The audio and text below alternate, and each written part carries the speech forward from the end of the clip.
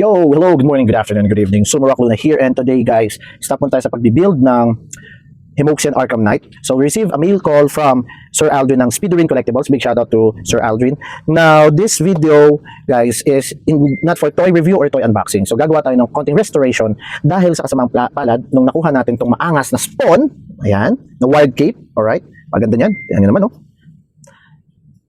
Is may free na base. Okay, yung base na yon kasamang palad, within the transaction from LBC, yung sa shipment, naputol siya. So ito, yan. Ganyan dapat siya para si-spawn sana nasa taas, pero naputol. Dahil sa biyahe. Siguro sa kahit naka-fragile yan, kung hindi maingat talaga ang courier, masisira siya. So, ang gagawin ko, i-restore ko siya. Alright? So, bagong lahat, follow nyo muna ang Facebook page ni Sir Speedrin Collectibles. May maangas na posting siya ng spawn ngayon. Napakaganda.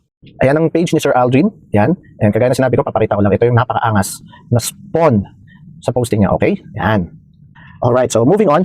So, baka magtaka kayo. Kaya ako gumawa ng video para i-bash si Sir Aldrin. Hindi. Nagkausap na kami yan.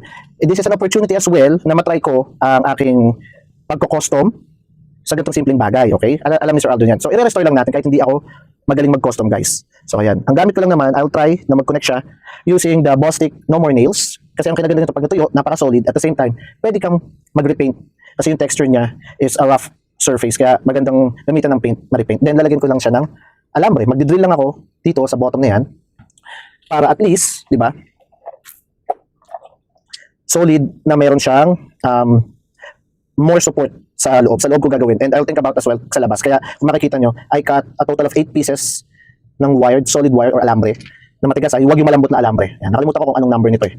Pero yan, matigas na alambre para well supported siya dito sa parang polystone or polyresin na base. Yan siya guys. Kasi kahit gaano kaganda yung 3D print, may tendency in the long run, pwedeng masira ulit, diba? So mas maganda, isupport mo na ng todo. Yan. So big shout out as well sa Calle AM Cafe habang nagkakosong bago mag-shift. Magkakape tayo. Kaya check out na rin yung page niya kung malapit kayo sa Pasita Complex. Solid ang coffee and solid ang pagkain. So, yun guys. Tara, samahan niyo ako. Ayusin na natin to. Let's go!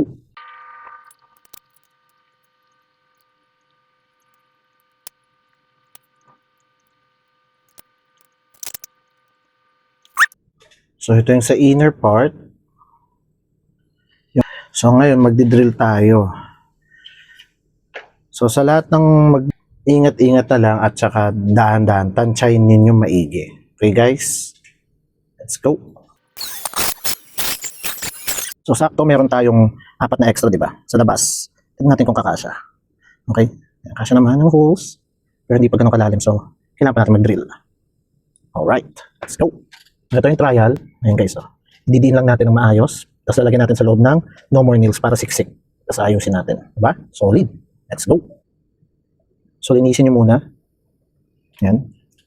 Tapos syempre ako, sigurista kahit may no more nails, papatuyin na natin ng mighty band. Diba? Nalagyan na rin natin itong sa side. Yan. Para mas madikit.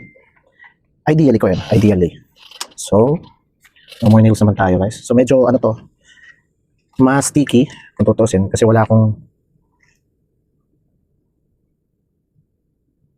yung sa gun. So, napaka delicate. Kasi wala akong cement, 'di ba? Yung tinatawag nila. So, ito yung parang naisip ko na parang maging cement doon sa pagdidikitan. Alright. Ayan, diba? Sabi ko sa inyo medyo messy. So, kung magkaroon man ng kahit anong excess, the good thing, pwede ko pa siyang maikalat sa labas. So, let's see. Yan. Alright.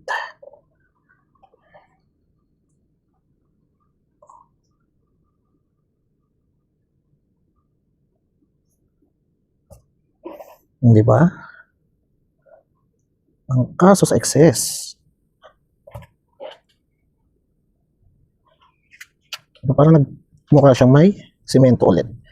Medyo messy lang guys, pero at least it serves its purpose talaga. So, pinag-iisipan ko pa kung lalagyan ko pa ba siya ng additional na bakal, alambre sa labas. Kumbaga, Diba? Galing lang natin yung excess na yan.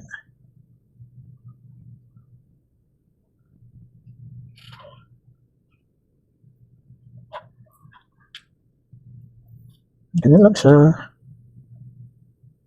Pahid mo lang yan. Okay lang naman na makapal kasi pwede mo pa namang i-repaint ulit yan pag natuyo. It's either pwedeng algae, I mean, or ayun, tibay na rin yun. Tutuusin. Mahirap lang talaga sa side. So ayun na guys, ito na yung finished product niya. So papatuyin lang natin. Sobrang solid kasi tingnan mo. O ha? Hindi siya nahuhulog.